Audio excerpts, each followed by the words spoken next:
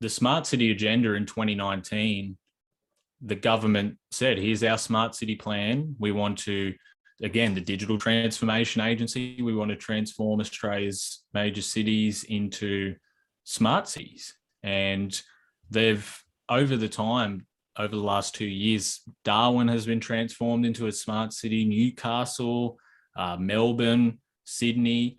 And it's not like they're tearing everything down and there's new infrastructure up and it's a new futuristic society. That's not what a smart city means. It's more the calculated implementation of more facial recognition cameras, which Melbourne City has them everywhere. I think it was Melbourne and Perth turned them on without alerting the public that they were on.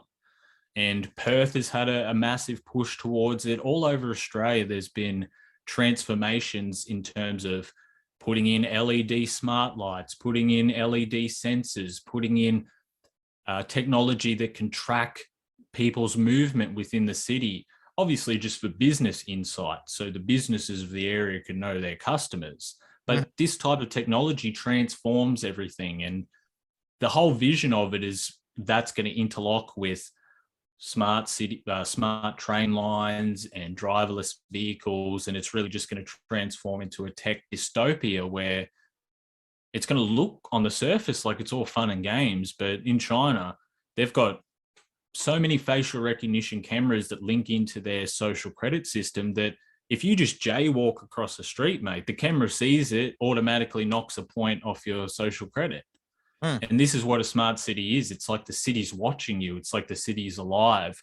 The lights that they're putting in, they turn off when there's not human activity. So they don't just stay on all night in certain areas. So maybe you're trying to leave this certain smart city and all of a sudden a light comes on to spot you.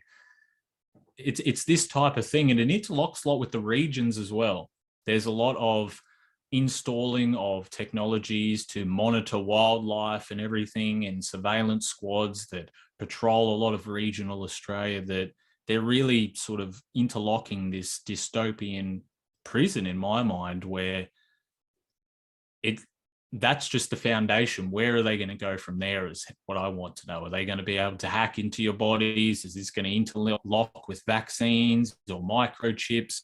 How does this relate to the individual? But the Australian government have been doing it, and the most interesting part is they admit that the creation of smart cities, the Australian government, is part of Australia's commitment to Sustainable Development Goal 11 of Agenda 2030. So they admit that on their website. And that's, again, going back to what you said, this global international plan to introduce sustainability when we really know that that's code word for more control.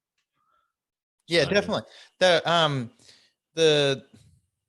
That interaction that you touched on briefly there between government and business, that sends chills up my spine.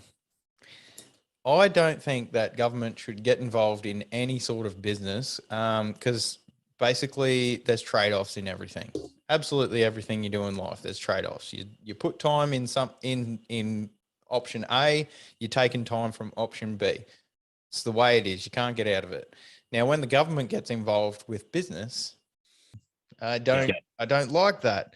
Why is government tracking people on the street to allow local businesses to know who's coming and going and where and why and who they're with and groups and all that sort of stuff? Like, it just,